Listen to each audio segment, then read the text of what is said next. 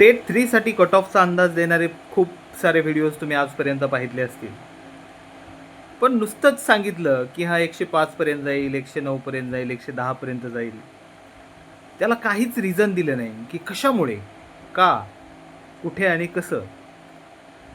तर हे मात्र चुकीचं होईल. आणि मोघम सांगितलं की गेल्या वर्षी होतं आणि गेल्या वर्षीपेक्षा 5 किंवा 10 मार्काने जास्त राहील. 10 मार्कावर हजारो विद्यार्थी असतात मित्रांनो.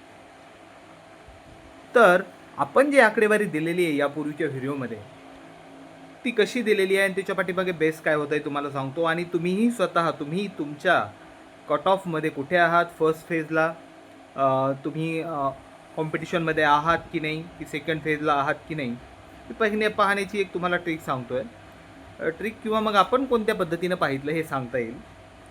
आता उदाहरण घेऊया की मी समजा एक कॅन्डिडेट आहे, टेट धारक आहे मी, आणि माझा सेकंड पेपर आहे, बी एड झालेला आहे,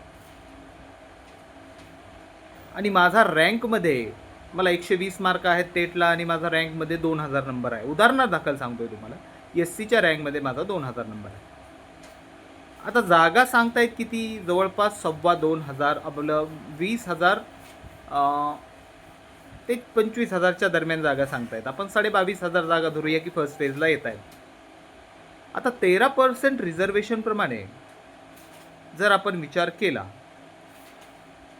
22,500 जागांसाठी जर विचार केला आपण, तर एस सीचं रिझर्वेशन 13 गुणिले 13, 13 दोन्ही 26, म्हणजे 2600 जागा, तर 20,000 जागामध्ये 2600 जागा येणार आहेत.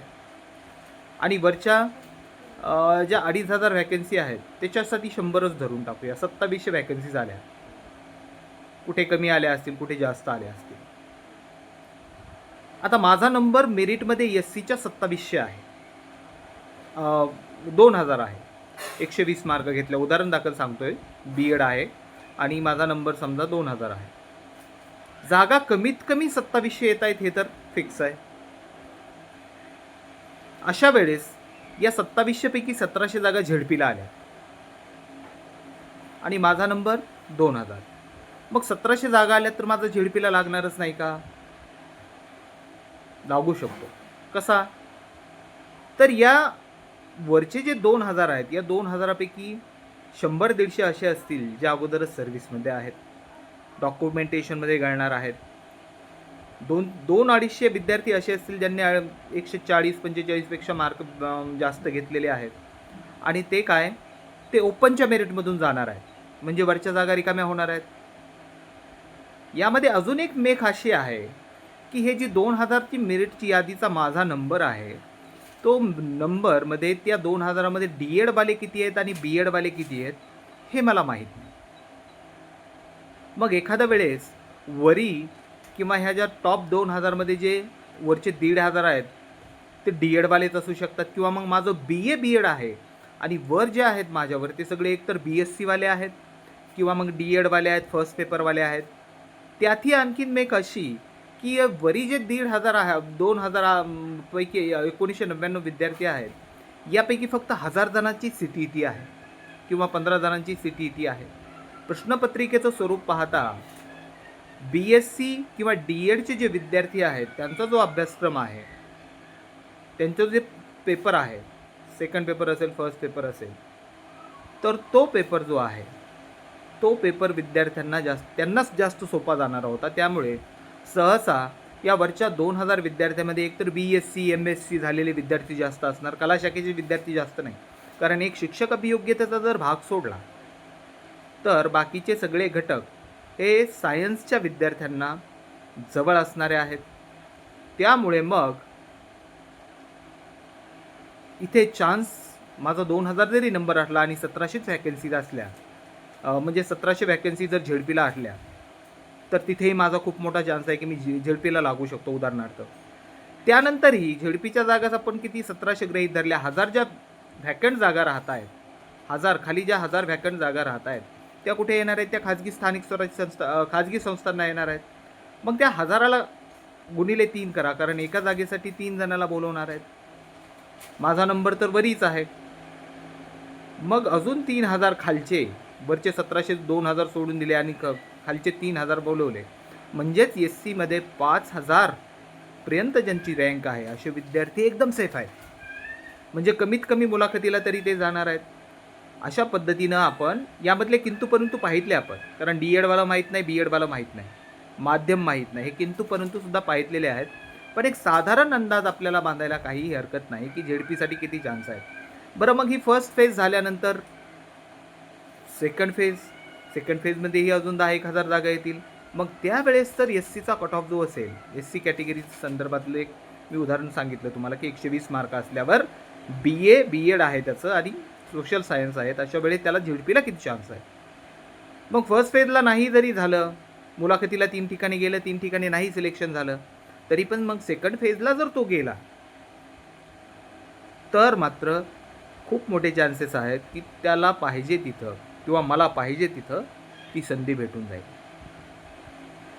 अशा प्रकारे आपण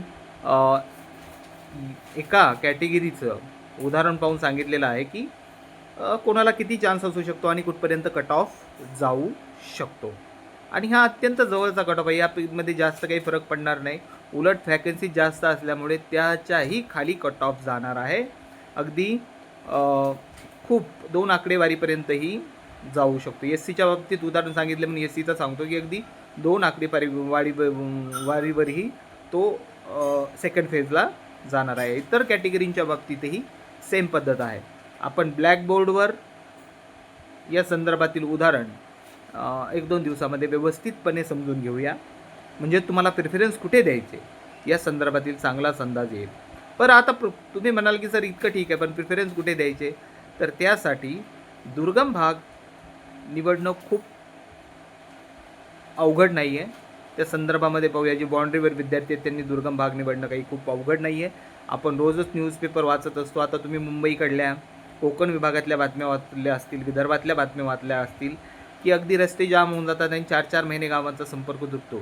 तुमची जर ऑल महाराष्ट्रात कुठेही जायची तयारी असेल तर सिलेक्शन 100% होऊ शकतं. त्यासाठी आपण मेंटरशिप बॅच सुरू केलेली आहे आणि मेंटरशिप बॅचचा आषाढी वारीच्या निमित्त आपण सध्या 50% आपण सुद्धा डिस्काउंट देत आहोत.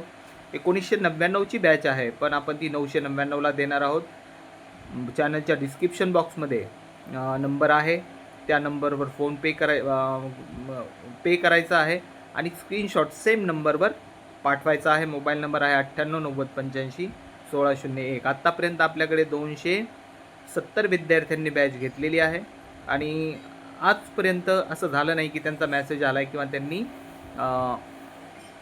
काही क्वेरी पाठवली आणि आपण त्याचं उत्तर दिलं नाही. ऑल टाईम आपण अवेलेबल असतो. जसंही तुमचा मेसेज पाहितला जाईल तुम्हाला कॉल बॅक किंवा मेसेज बॅक केला जातो. 999लाच फक्त ही बॅच ठेवलेली आहे आपण, इतरांचं आपल्याला माहीत नाही, पण आपण 100% विद्यार्थ्यासाठी अवेलेबल असणार आहोत. व्हिडिओ आवडला तर नक्कीच लाईक करा आणि चॅनलला पहिल्यांदाच देत असाल तर सबस्क्राईब करा. धन्यवाद.